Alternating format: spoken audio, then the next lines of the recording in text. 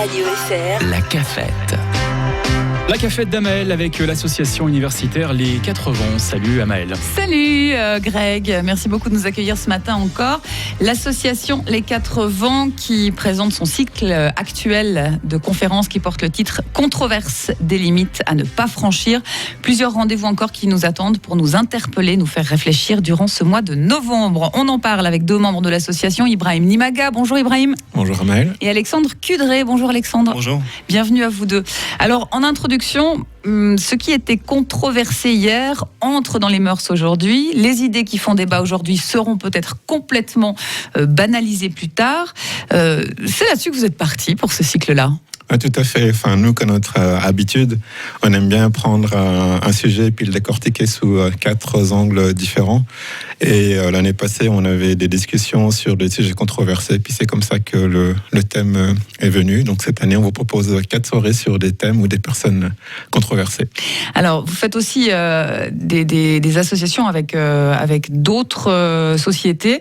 Par exemple, il y a eu un premier rendez-vous avec Frissen, pendant Frissen, autour du mensonge, mentir. Plus c'est gros, mieux ça passe. Un rendez-vous à moitié discussion, à moitié théâtre, c'était ça ? C'est ça, on voulait un peu innover puis collaborer avec nos amis de Frissen, donc ils sont venus avec nous avec cette idée de soirée, puis le mensonge a été proposé par Noémie, une personne du comité, et donc on a fait cette soirée un peu originale, table ronde avec Joséphine Devec et Éric Bulliard, agrémenté d'intermèdes théâtraux avec 3 comédiennes amateurs, amatrices, et c'était une soirée sur un format original et puis une bonne façon de commencer le cycle. C'est chouette, ça amène aussi d'autres publics, c'est vrai, on se le disait avant l'émission, tout comme la prochaine soirée de demain où là vous collaborez avec les cafés scientifiques. Tout à fait, avec l'université de Fribourg, sa 2e année, puis cette année on s'est emparé du thème du langage épicène, donc c'est un sujet qui fait beaucoup parler. Et il y aura un panel d'invités au Nouveau Monde à 18h, ouais. À qui le public pourra poser ses questions sur ce sujet. Alors, langage épicène, on dit aussi langage inclusif. Peut-être que ça ne parle pas encore à tout le monde, même si ça commence à faire le buzz. Qu'est-ce que ça veut dire exactement, le langage épicène ? Alors l'idée c'est de s'exprimer de manière non discriminatoire. Par exemple, quand on parle de certains métiers, metteur en scène, le féminin, metteuse en scène, auteur, autrice, enfin tout est parti en fait du XVIIe siècle. Il y a l'Académie française qui a retiré volontairement des professions féminines pour bien marquer, disons, la domination masculine. Du coup, il y a toute une série de mots qui ont disparu du vocabulaire. Et maintenant, l'idée, c'est déjà de réintroduire ces mots et puis aussi avoir une pensée un peu plus large, parce qu'il y a, quand on s'adresse aux gens, par exemple, il y a souvent le masculin qui l'emporte. Par exemple, on dit souvent les étudiants. Certains voudraient plutôt utiliser les étudiants, les étudiantes, ou le corps étudiant. Enfin, trouver des formes d'expression beaucoup plus larges à l'écrit et à l'oral. Donc, c'est là le sujet. Et puis après, maintenant, c'est plutôt savoir si, cette façon de penser et d'écrire est utile, légitime. C'est là le débat. Et puis 2, quels sont les moyens de le faire ? Il y a pas tellement de conventions techniques sur le sujet apparemment, entre ceux qui utilisent le point médian, le slash, les parenthèses. Donc voilà, c'est l'idée. Et puis du coup, il y aura des spécialistes qui en parleront demain à 18h au Nouveau Monde. Alors ça, Alexandre Cudré, c'est assez intéressant comme thématique parce qu'effectivement, ça nous emmène sur différents terrains et différentes réflexions, le langage épicène. Oui, alors absolument. Après, le langage épicène, c'est plus compliqué que justement le point médian et la féminisation des noms.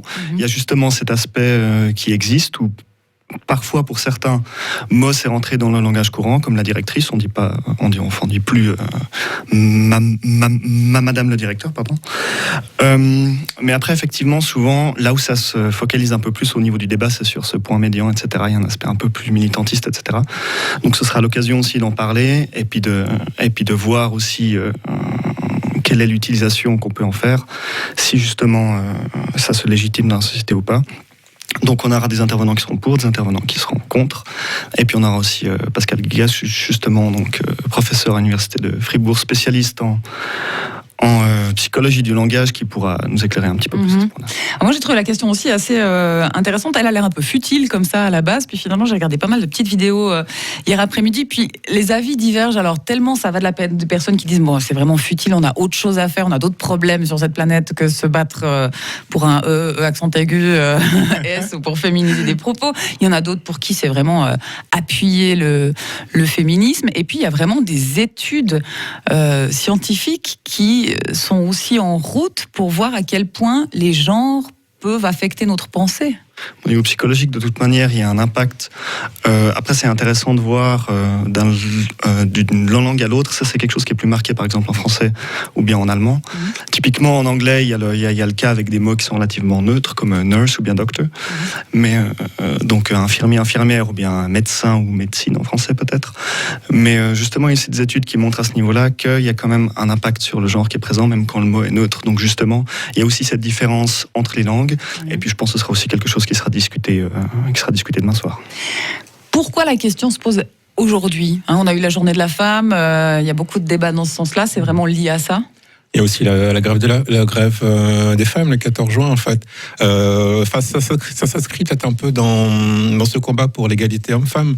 À voir, du coup, si les mots façonnent la pensée, ou au contraire, c'est la pensée qui façonne les mots. Mais ça peut être, un outil, ou alors un pas aussi qui peut permettre après à tout à chacun ou chacune de se rendre compte, qui peut peut-être amener vers plus d'égalité homme-femme. Ouais. Après, c'est une thématique qui est assez clivante quand même, parce que c'est vrai que notamment au niveau de ce point médian, une des choses qu'on remarque, c'est que son utilisation ou pas change d'une personne à l'autre, et puis du coup, c'est aussi manifesté en fait, presque, pas forcément un aspect militant, mais ça peut aussi séparer les gens à ce niveau-là, qui est-ce qui l'utilise, qui est-ce qui n'utilise pas. Donc, c'est pas forcément une fracture au niveau de la société, mais il y a un peu aussi, des personnes qui utilisent, des personnes qui n'utilisent pas. Et puis, de ce point de vue-là, ce sera une occasion de recouper ça avec l'aspect un peu plus scientifique, etc. Et de voir aussi peut-être si ça va vraiment rentrer dans les mœurs. À l'école, on va apprendre à écrire avec des points médians. Peut-être façon, ou même aussi changer notre façon de s'exprimer, parce que comme on l'a dit au début, c'est pas forcément que ces détails techniques, points médians, slash, etc., mais peut-être aussi trouver d'autres formulations, parler d'un métier ou d'un corps de population. Donc là, les gens, c'est neutre. Les hommes et les femmes, c'est inclusif. Messieurs, dames, voilà. Mais comme j'avais dit tout à l'heure, j'avais pris l'exemple étudiant-étudiante, mais il y a plein de cas comme ça. Comédien, comédienne, enfin. Est-ce que c'est plutôt trouver une formule générique, le corps étudiant, le corps hospitalier, etc., plutôt que de parler d'infirmière, infirmier. Enfin, c'est toute une façon de penser, une gymnastique un peu mentale qui permet d'inclure le maximum de monde quand on s'adresse à elle ou à eux. Grande réflexion en cours. Donc, si on veut y participer, puis entendre surtout les propos des professionnels à ce sujet, rendez-vous demain soir dès 18h. Au Nouveau Monde. Et puis nous, on a un groupe de musique fribourgeois. C'est les premiers visiblement à avoir un nom avec le langage épicène, puisqu'il s'appelle Baron.e, donc Baron, Baronne. Ce sont deux jeunes gens, un garçon, une fille, et puis ils cartonnent très fort avec ce premier morceau qui s'appelle Un verre d'ego.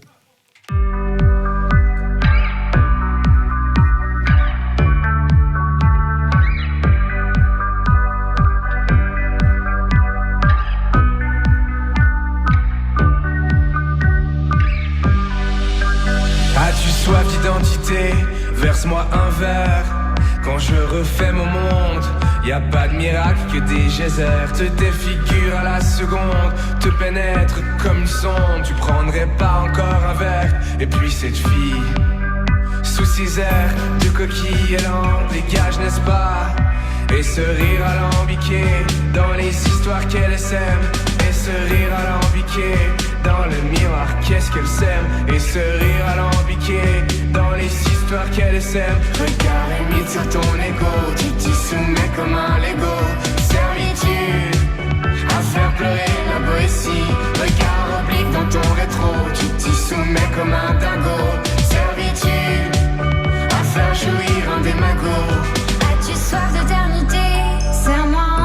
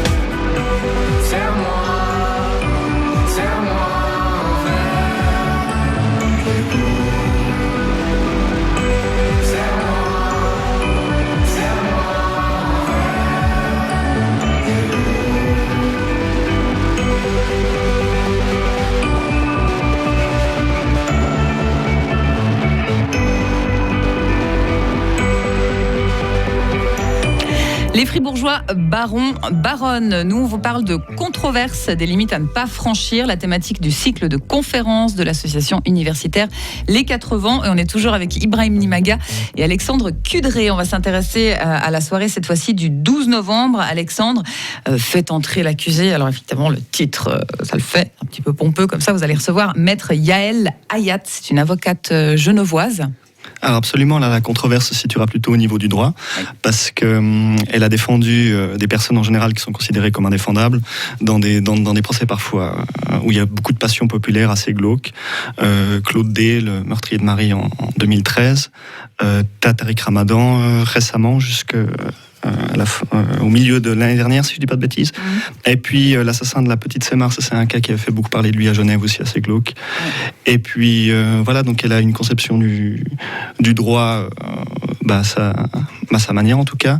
Elle gère une étude à Genève et elle était assez présente dans la presse et les médias. Et puis ce sera l'occasion de voir sa conception du droit et puis de parler aussi un peu de cette différence au niveau de la justice et puis de la liesse populaire parfois. Donc il y a certaines affaires qui font beaucoup parler d'elle, et en fonction du crime commis ou du contexte parfois, il y a la tentation de dire un peu celui-là il faudrait l'enfermer ou pire, etc. Puis la justice fonctionne pas toujours de manière si facile, donc là ce sera très intéressant parce qu'on aura un coup d'œil interne, et puis voilà, elle va aussi nous parler de ses expériences et puis ce sera très certainement très enrichissant. C'est hyper intéressant parce que c'est vrai que finalement le premier juge c'est la population qui monte au créneau, qui monte aux barricades et puis qui dit effectivement comment est-ce qu'on peut défendre l'indéfendable. Donc je sais pas si vous avez déjà l'occasion un petit peu de discuter avec elle en amont de ses positions, parce que il faut quand même s'imposer et assumer de défendre des gens que tout le monde voudrait voir pendus à quelque part. Ouais. Alors elle avait notamment déclaré dans la presse, comme on l'a mis sur le flyer, qu'il aurait bien aimé défendre Meursault, donc l'étranger du roman de Camus. Donc c'est vraiment cette idée. J'ai vu aussi qu'elle avait dit défendre parfois le criminel, mais pas le crime. Donc il y a aussi cette nuance-là qui s'impose. Et puis voilà, de toute manière, la présomption d'innocence existe, la défense pour tous les prévenus existe. Donc ça, c'est aussi des notions, je veux dire, qui ne sont pas controversées. C'est des choses qui sont connues dans le droit, en tout cas en Occident, depuis des dizaines d'années et plus, mais à chaque fois qu'il y a un procès ou un cas effectivement qui déchaîne un peu les passions, et même si on le sait, ça a tendance un peu à passer à la trappe et c'est souvent l'émotionnel qui remonte très vite. Oui, bien sûr. Ibrahim. Et puis typiquement des fois la population a tort, puis ça me fait penser justement à l'affaire Dreyfus, c'était le siècle dernier, mais si on avait cru la population, il y aurait un innocent qui aurait été condamné. Ouais. Donc parfois c'est bien de prendre la hauteur, sortir un peu de l'émotionnel et puis laisser la justice se faire. Après, il y a les, on va dire, clichés, les contre-clichés. Parfois aussi, il y a un peu la critique de dire oui, mais on défend trop les criminels. Il ne faut pas être plus dur que ce qui est nécessaire, mais il ne faut pas non plus vouloir dire voilà, mais la justice, soit la justice est pourrie, soit les vraies victimes sont les criminels, etc. Donc ça part un peu dans les deux sens. Ouais. Donc il faut trouver l'équilibre. Puis la justice, c'est une balance avant tout, donc c'est de l'équilibre. Donc ça va être extrêmement intéressant avec cette avocate Yael Hayat qui sera là, donc je vous rappelle la date, le 12 novembre. Une petite question, Ibrahim, sur le site internet, c'était marqué « Suivez l'événement sur Facebook ». Est-ce que ça veut dire que on pourra suivre la rencontre ? Non, en fait, on est sur Facebook, Association Les 4 Vents, et puis vous pouvez marquer votre intérêt sur Facebook. Voilà, et puis dire je viens pas, je suis intéressé, partager l'info, tout à fait. C'est ça. Et puis le dernier rendez-vous de ce cycle, c'est pour le 19 novembre, et cette fois-ci, le rendez-vous précédent, je dois le dire aussi, aura lieu à la Kinderstube, ça on l'a pas dit, le 12 novembre, et puis le rendez-vous du 19 novembre également à la Kinderstube, à la rue de l'Hôpital, à 19h30, et là, on va se rendre sur Internet, les controverses sur Internet, avec des exemples, neuchâtelois et fribourgeois. Alors c'est vrai que quiconque se promène un petit peu sur Facebook est déjà tombé sur un mini-scandale comme ça, où tout le monde y va de son commentaire, s'insulte, se justifie, argumente à l'infini, parce qu'il y a l'écran entre deux qui permet tout. Vers quoi va être axée la discussion ? Alors d'abord, on va s'intéresser à un cas concret à Neuchâtel, donc il y a un spécialiste, Michael Perret, un spécialiste en communication, qui a analysé en fait une votation en 2017 à Neuchâtel. C'était ce vote pour unifier les deux hôpitaux à Neuchâtel et contre justement ceux qui voulaient garder la situation actuelle de deux sites, deux hôpitaux. Et en fait, il y a eu une controverse qui est née sur Internet. Et il y a eu des conséquences bien après la votation. Donc la votation a été refusée par le peuple. C'était très serré. Et Internet a joué un grand rôle dans ça. Et puis les médias en fait ont été accusés de parti pris. Oui. Et donc ce spécialiste en fait a analysé ce cas. Et puis les conséquences. Le canton de Neuchâtel a été marqué par ça. Et tout est parti. Internet a joué un grand rôle dans cette situation, dans cette controverse. Et puis, même situation sur une autre thématique à la Liberté à Fribourg. Voilà, et du coup, basé sur cet exemple, on a demandé à la Liberté, en fait, quels étaient les sujets qui faisaient le plus parler, le plus controverse, les plus controversés sur Fribourg. L'hôpital fribourgeois, c'est pas celui qui fait le plus parler, mais à l'époque, au printemps, quand on a pris contact avec eux, c'était la votation sur l'ouverture des commerces. Il y avait des kilomètres de lettres de lecteurs. C'est vrai. Voilà, et donc à l'époque, c'était ce sujet-là qui a fait le plus parler, qui a fait le plus réagir, et puis ils ont été aussi accusés, comme à Neuchâtel, de prendre parti lors de cette votation. Donc on va commencer par Neuchâtel, arriver sur des cas concrets à Fribourg, et puis aussi découvrir un peu quel est le métier ou les outils de ces community managers, comme on les appelle. Donc ils font la modération des commentaires sur les réseaux sociaux de la Liberté. Typiquement, il paraîtrait, mais ça on en saura plus quand ils viendront, qu'il y a des combines, admettons, pour afficher un commentaire auprès de la personne qui l'a mis, mais les autres ne le voient pas, pour éviter des débats stériles. Donc c'est tous ces questionnements, en fait, qui a le temps de poster, de lancer des sujets controversés, d'entretenir ça sur Internet. Quelle est la position face à community manager? Quels sont les critères pour laisser passer tel commentaire, ou alors le filtrer, ou alors le censurer? C'est toutes ces questions-là, en fait, auxquelles on va s'intéresser avec trois spécialistes qui font leur métier. Plus Michael Perret, donc professeur chargé d'enseignement en communication à la Haute École. Oui. De Neuchâtel. Ouais. Merci beaucoup, il me manquait la fin. Alors, récapitulons. Le 19 novembre, à la Kinderstube, controverse sur Internet à partir de 19h30. Le 12 novembre, Maître Yael Hayat, avocate, avec ce sujet, fait entrer l'accusé. Rendez-vous aussi à la Kinderstube à 19h30. Et puis, demain, café scientifique au Nouveau Monde à 18h autour du langage épicène. Le féminin doit-il neutraliser le masculin? Le mot de la fin, il est pour vous, Ibrahim, Alexandre? Venez, c'est super, on va discuter. Venez avec vos arguments. Le but, c'est pas de s'étriper, notamment, je pense, tout ce qui est lié. Alors, on peut le faire, mais poliment, alors. Ouais, c'est ça. Avec des pincettes. Mais voilà, toutes les personnes qui sont intéressées par ces thématiques, je pense notamment à tout ce qui est langage épicène, parce que c'est quelque chose qui est très présent actuellement dans les médias, on en parle beaucoup. Donc si vous êtes pour ou contre, il n'y a pas de problème. Venez avec vos arguments, et puis le but c'est d'en discuter. Et puis notamment pour les deux dernières, on a un apéro après, donc voilà. Ah voilà. Ça attire un petit peu les mots. Tout à fait. On s'adresse à tout public, donc ça motive.